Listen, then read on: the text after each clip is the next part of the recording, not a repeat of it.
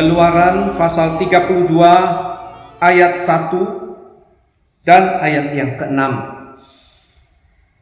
Ketika bangsa itu melihat bahwa Musa mengundur-undurkan turun dari gunung itu, maka berkumpullah mereka mengerumuni Harun dan berkata kepadanya, "Mari, buatlah untuk kami Allah yang akan berjalan di depan kami, sebab Musa ini orang yang telah memimpin kami keluar dari tanah Mesir.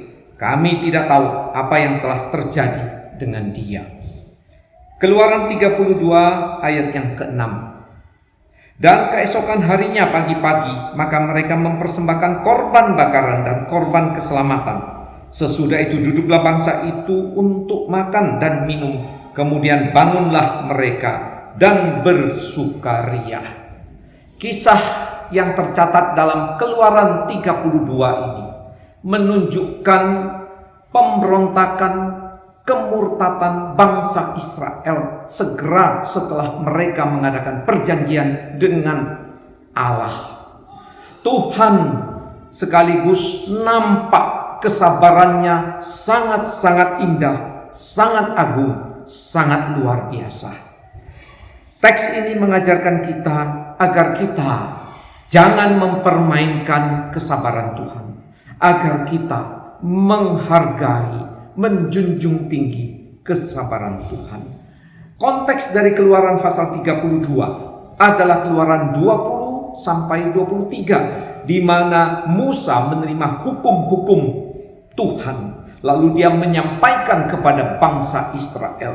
Lalu di dalam Keluaran pasal 24 ayat yang ketiga, dengan jelas dikatakan bangsa Israel berikrar kepada Tuhan, segala firman yang telah diucapkan Tuhan itu akan kami lakukan. Lalu ikrar ini dikukuhkan, diratifikasi dengan Musa memercikkan darah korban ke atas bangsa tersebut. Setelah itu Tuhan menyuruh Musa naik kembali ke Gunung Sinai selama beberapa minggu, selama 40 hari. Apa yang terjadi setelah bangsa Israel mengucapkan ikrar dan setelah mereka dipercikkan darah, suatu ikatan perjanjian sudah terjadi. Bangsa Israel segera menyangkal Tuhan. Itulah yang dicatat di dalam Keluaran pasal 32. Mereka setelah berjanji, mereka juga segera menyangkal, murtad dari Tuhan. Jika kita mempelajari Keluaran pasal 32 ini, mengapa bangsa Israel meminta kepada Harun agar dibuatkan patung anak lembu emas? Karena mereka dicekam, dikuasai rasa takut, khawatir. Sebab Musa sudah berminggu-minggu ada di atas Gunung Sinai. Musa belum menjumpai mereka kembali. Lalu mereka bertanya-tanya, siapa yang akan memimpin kita selama di padang gurun ini? Musa pemimpin kita sudah tidak nampak, tidak datang-datang.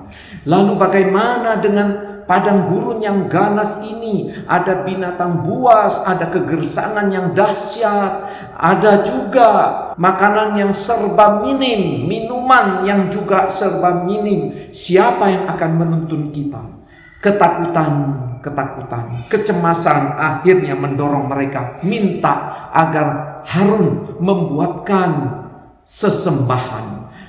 Harun membuat sesuatu yang mewakili Musa untuk memimpin mereka selama di padang gurun. Maka Harun dengan karakter yang lemah, dia berkompromi. Dia meminta supaya bangsa Israel mengumpulkan anting-anting yang ada pada istrinya, yang ada pada anak-anaknya kepada dia. Lalu Harun membuat patung anak lembu emas. Patung itu bentuk dasarnya terbuat dari kayu.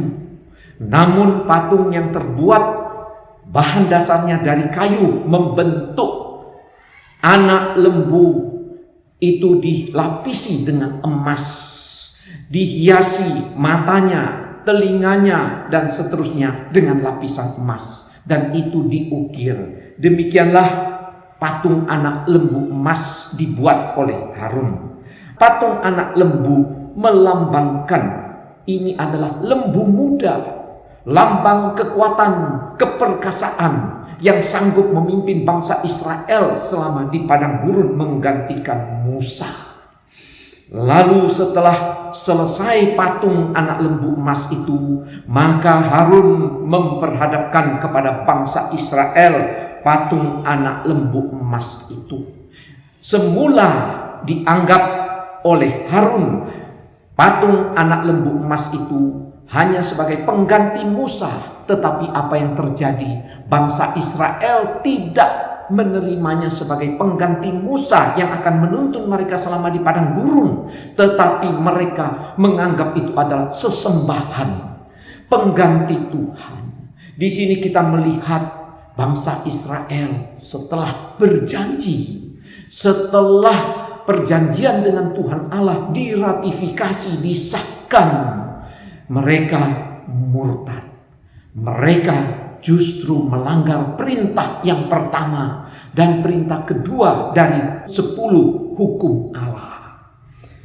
Saudara sekalian, ini merupakan pelajaran yang berharga bagi kita yang mengaku percaya kepada Tuhan Yesus Kristus.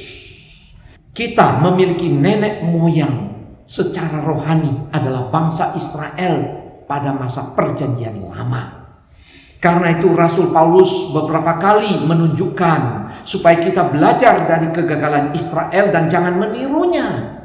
Itu tercatat di dalam kitab Filipi pasal 2. Jangan bersungut-sungut, jangan menggerutu. Di dalam 1 Korintus, Paulus mengajarkan supaya jangan menyembah berhala. Jadi melalui Keluaran pasal 32 ini, mari kita yang mengaku percaya kepada Tuhan Yesus, kita belajar pada kegagalan Israel yang meremehkan, melecehkan, menghina kebaikan Tuhan, kasih karunia-Nya, kesabaran Tuhan. Dengan apa? Membuat patung anak lembu emas serta menyembahnya. Sudah berapa lama Anda menjadi Kristen? Sudah berapa lama Anda percaya kepada Tuhan Yesus? Bukankah pada saat Anda baru percaya kepada Tuhan Yesus, masih sering jatuh ke dalam dosa? Karena ada tabiat-tabiat dosa yang mengikat Anda. Ada kebiasaan-kebiasaan dari masa kecil, kebiasaan dari keluarga untuk berbuat dosa. Kebiasaan dari budaya sekeliling, budaya dari pertemanan masih dibawa. Kebiasaan untuk mudah memaki, mengeluarkan kata-kata kotor. Kebiasaan untuk marah dan membalas dendam. Kebiasaan berdusta dan seterusnya. Mari ketika Anda percaya kepada Tuhan Yesus, buanglah semua kebiasaan buruk tersebut.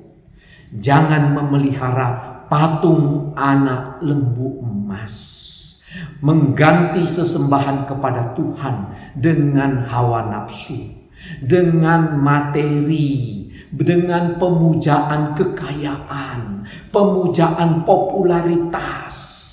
Tetapi kita boleh bertobat dari dosa, menghormati Tuhan, menghargai kasih karunia-Nya, menjunjung tinggi kesabarannya, sehingga kita menjadi umat yang berkenan kepada Tuhan, umat yang memuji, memuliakan Tuhan. Kiranya Tuhan memberkati Anda.